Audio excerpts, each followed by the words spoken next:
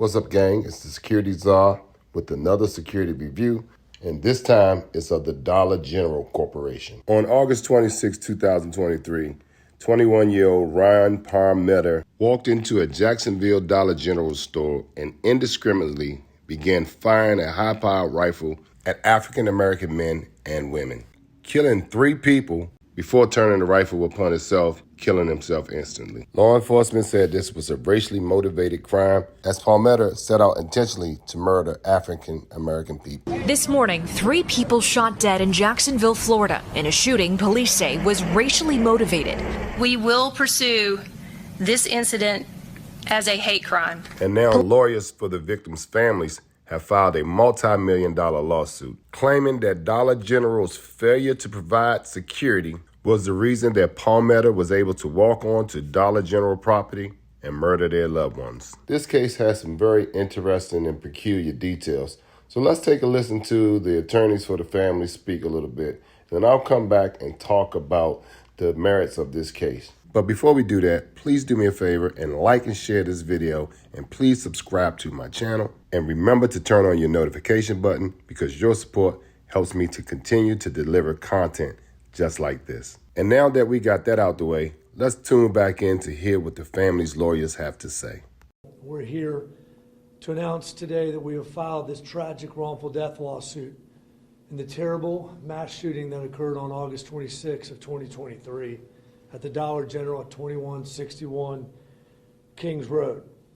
This totally preventable accident took the lives of Gerald Gallion, 29 years old, Angela Carr, 52 years old, who was an Uber driver dropping off her fare in the parking lot, who was shot just for being black. And Anol Legary, the 19-year-old clerk who was sitting behind the desk just doing his job that day. As we all know, Dollar General is a large national company, in fact, the fastest retail giant in the United States of America. They have put profits over people for years. They have had over 50 murders at their properties across the United States. Okay, I want to pause this video here because initially I was against this lawsuit. I didn't think that it would work, because in a lawsuit like this, the lawyers would have to prove that these racially motivated murders were a foreseeable event. So when I first heard this, I said there is no way that anyone could prove that a person would be racially motivated to go into any establishment and commit murders unless that person had gave prior warning or prior notice to that location that he or she was going to do this. But as I began to dig deeper into this case, I learned of the problems that Dollar General was having across the nation, and then my perspective has changed a little bit. But let's listen to more of what the lawyer has to say, and I'll come back and we'll talk a little bit more about that. There is no company that has been fined more by the Department of Labor and by OSHA than Dollar General. They continually have assaults, violent batteries, attempted murders, robberies at their stores. In fact, police chiefs across America have been quoted as saying they are simply a magnet for crime. Now, what he said right here was actual. I am a member of the International Association of Chiefs of Police, and this is a conversation that has been broached many times in our meetings. Now, check out this next point, because if this is true, this is what's going to get Dollar General in a lot of trouble. In fact, in this case, Anol Legary worked there, and they hid from him the crime history that was going on at this particular Dollar General. And that statement appears to be true, because here are the crime stats from the last 6 months. A total of 308 crimes, including robberies, murders, and all type of other violent crimes in that general area. And what do we know about whether this terrible tragedy could have been prevented? Well, we know it absolutely would have been prevented.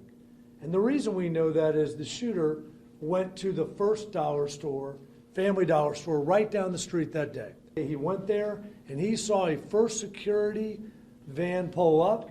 He saw the van, he had his backpack pulled out, he got immediately back in his car. He went to Edward Waters College, where he got out of the car, started to put on his military-style tactical vest about to attack an HBU full of classes that had over 100 people in them. And thank God he was stopped by Lieutenant Antonio Bailey, who, as we know in the local community, is a hero. We confronted him, and what did he do? He left.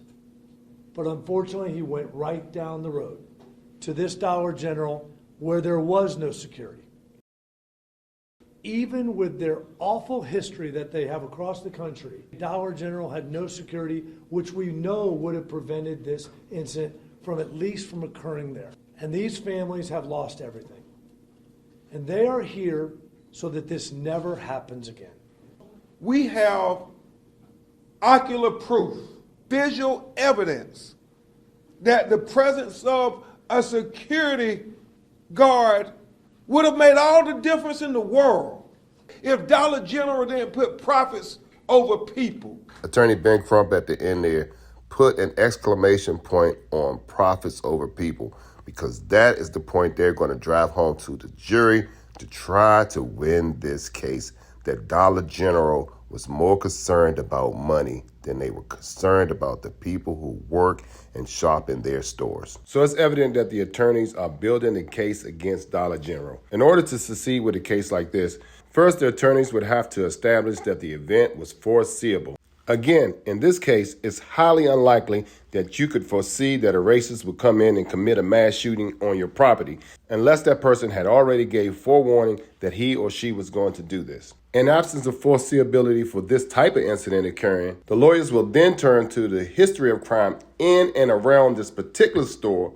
and also in Dollar General stores across the nation. And as I begin to do my research, the amount of violent crimes in and around Dollar General stores within the United States is unbelievable. And my final take on this is that even if a store provides security, that security has to be adequate enough to protect the people who work and shop there, not only from theft, but from violent crimes. And in my experience, most establishments do not want to pay the money necessary to have the correct people in place. Most security guards are untrained, unarmed, underpaid, and unaware. And I've walked into many places to see not only security officers, but police officers standing at the front door, surfing the internet on their phone and never looking up when cars pull into the lot or people walk into the door. And unfortunately, low-paid, unaware, untrained security guards is a recipe for disaster, and oftentimes it's better to not even have them on the premises. There's no doubt that the families will win this lawsuit. The question is, how much will they win? And also, what lessons will be learned from this incident? Well, that's the way I see it. It's the security czar. Please do me a favor, leave your comments below to let me know how you feel about this incident. What could have been done better? What should have been done better? And how could we have prevented this in the future? Thanks for watching. It's the security czar. It's the way I see it. Until next time, peace. I'm out.